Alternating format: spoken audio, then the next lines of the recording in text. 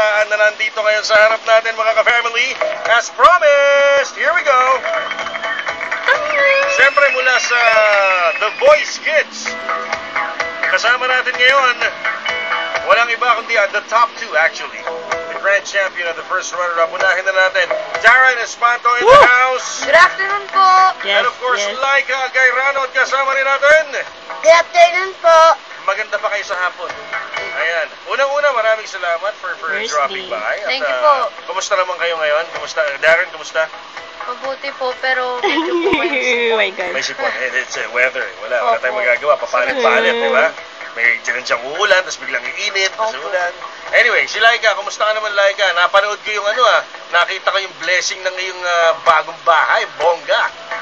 Kumusta ka naman? Okay naman po, masaya po na nagkaroon na po ng bagong bahay. Siyempre. Tapos po, ganun pa rin po, katulad niya po, resipon din po ako. Resipon din. Ako rin. Nakisali. Ayaw patalo ng mama. Anyway, sa darating na mga araw, anong dapat abangan ng ating mga kapamilya, lalong-lalo na yung mga gusto kayong mapanood ng live?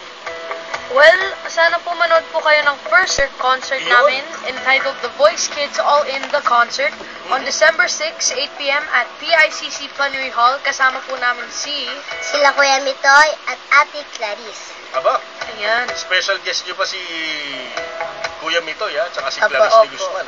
At yung tickets po available at SM Tickets. At saka rin po, bumili na rin po Oh my God. kayo ng album ng The Voice Kids. 350 lang po sa Astro Plus and Odyssey.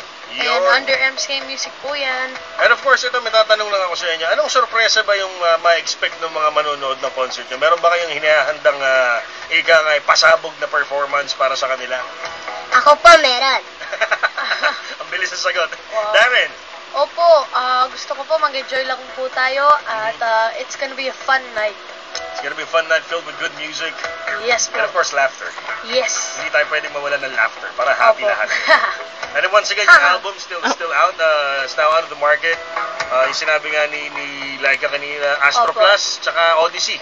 Pwede na rin pong bilhin sa iTunes. iTunes, yeah. Yes, Spotify, Givera, Spinner at Deezer yan po. At syempre, since we're speaking about The Voice na rin, ang The Voice na pangmalaking edition, malapit na rin lumabas, di ba? That's coming on October 26 po, so malapit na po yan. October 26, this Sunday na. This coming Sunday. Opo, this coming Sunday. Oo, ngayon.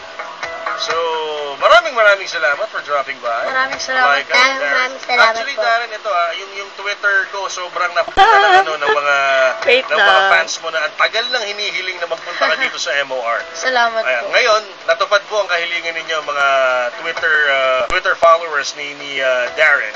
He's actually right here. And they're actually watching you right now via live stream. Yes. Wow. Ayan, sa www.mor1019.com. Once again, Laika, Darren, maraming salamat and good luck. Thank you po, Kuya. Good luck dito sa nalalapit na concert. At ang ang CD. Ito pala.